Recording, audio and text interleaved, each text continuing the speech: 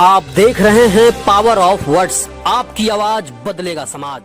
नमस्कार दोस्तों, मैं हूं अभिषेक कुमार और आप देख रहे हैं पावर ऑफ वर्ड्स। इधर सरकार अपनी 7वीं सालगिरह मनाने की फूहड़ कोशिश कर रही थी, उधर बीते साल में अर्थव्यवस्था के 7 आंकड़े उसका मुंह चिढ़ा रहे थे। इधर देश कोरोना वायरस के अंधे कुएं से बाहर निकलने की उम्मीद लगा रहा था, उधर अर्थव्यवस्था की खाई उसका इंतजार कर रही थी। पिछले कुछ दिनों में सार्वजनिक हुए यह 7 आंकड़े देश की बदहाली की तस्वीर पेश करते हैं। बस इसका एक ही अपवाद है और वह इस व्यवस्था की सच्चाई की कहानी बयान करती है।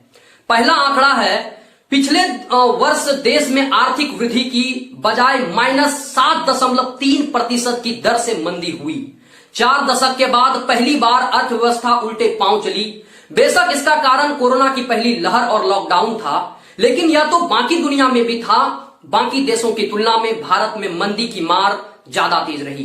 कुछ साल पहले दुनिया की सबसे तेज गति से आर्थिक वृद्धि करने वाली हमारी अर्थव्यवस्था अब आर्थिक वृद्धि की रैंकिंग में 142वें स्थान पर आ गई है। जब से नवंबर 2016 में नोटबंदी लागू की गई थी, तब से लेकर अब तक देश के प्रति व्यक्ति वास्तविक आय में 0% की वृद्धि हुई है। यह आंकड़ा कोरोना की दूसरी लहर होने के पहले के थे, यानी आने वाली स्थिति और खराब हो सकती है। दूसरा आंकड़ा है, पिछले साल आर्थिक गतिविधियों में कुल निवेश 10.8% घट गया।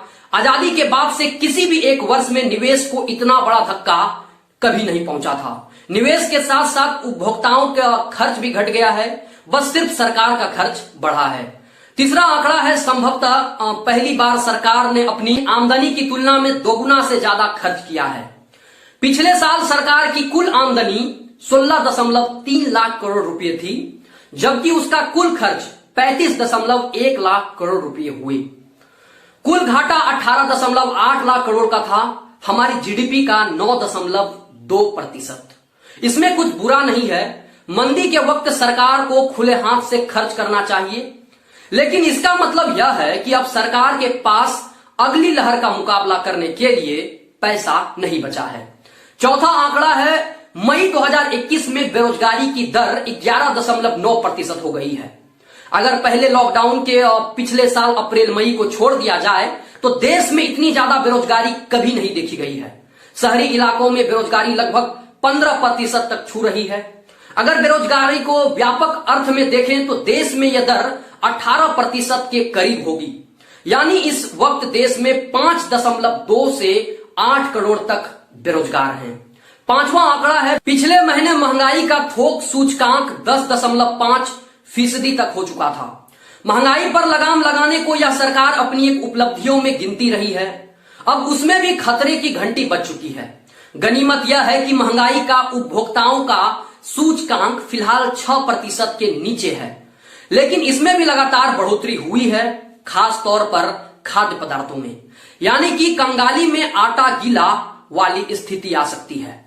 छठा आंकड़ा है, अर्थव्यवस्था में भरोसेमंद का सूचकांक गिरते गिरते अब 48 से नीचे आ गया है।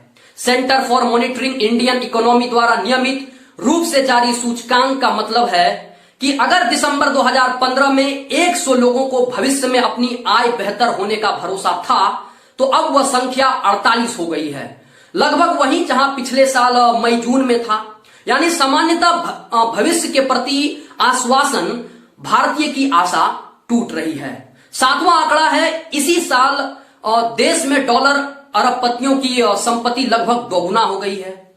पिछले साल की शुरुआत में 100 करोड़ डॉलर लगभग 7,300 करोड़ रुपए के आसपास से अधिक संपत्ति रखने वालों की संख्या 102 थी। महामारी का साल खत्म होते होते यह संख्या 140 हो गई और उनकी कुल जमा संपत्ति 43 लाख करोड़ रुपए से अधिक हो गई। सिर्फ एक साल में मुकेश अंबानी की कुल संपत्ति 2.6 से बढ़कर 6.2 लाख करोड़ रुपए की हो गई, जबकि गौतम अदानी की संपत्ति सिर्फ 58,000 करोड़ रुपए से बढ़कर 3.7 लाख करोड़ रुपए हो गई। इस दौरान शेयर बाजार भी खूब चढ़ा। इस 7वें आंकड़े के आप बाकी 6 के साथ जोड़कर देख लीजिए और आज के भारत की पूरी तस्वीर देख लीजिए। देश फटेहाल हो रहा है, सरकार कंगाल हो रही है, जनता बेरोजगारी झेल रही है, ऊपर से महंगाई की मार सह रही है, लेकिन देश की बर्बादी के इस मंजर के बीच कुछ धन्ना सेठ माला माल हुए जा रहे हैं। देश पूछता है, कहीं इन दिनों के तार तो नहीं जुड़े? देश की इस आपदा में अरबपतियों के लिए अवसर बनाने वाला कौन है?